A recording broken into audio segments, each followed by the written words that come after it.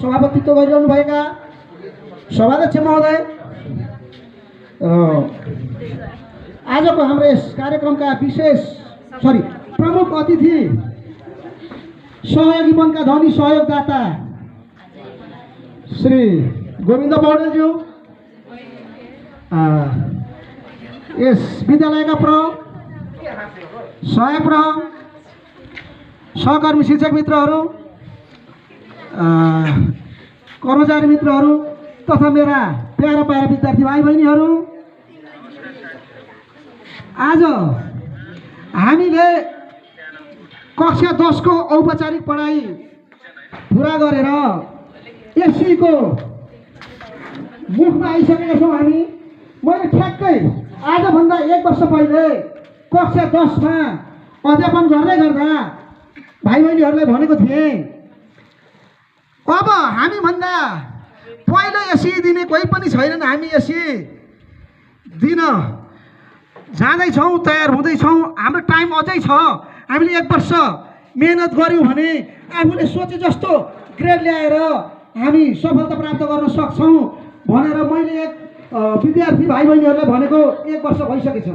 आज उनी विद्यार्थी भाइ बहिनीहरूलाई औपचारिक कक्षाको समापन पश्चात आगामी परीक्षामा उत्कृष्ट ग्रेड सहित सफलताको शुभकामना दिने मोडमा हामी आइपुगिसकेका छौँ।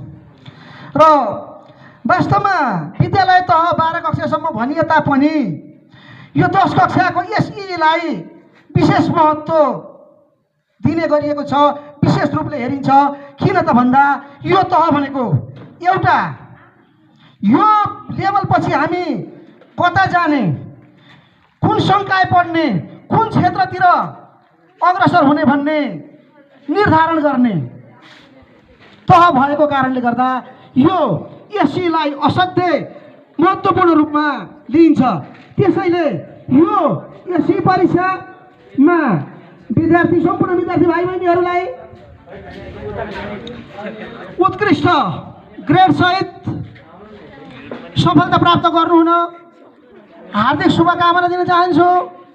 र हामीले सानैदेखि कक्षा 1 देखि 10 सम्म पढाउने क्रममा केही कमी कमजोरीहरू भयो होलान् र त्यसलाई पनि बिर्सेर विद्यार्थी भाइ बहिनीहरूले यो विद्यालयलाई यहाँबाट छोडेर गएपछि पनि सम्झनु हुनेछ।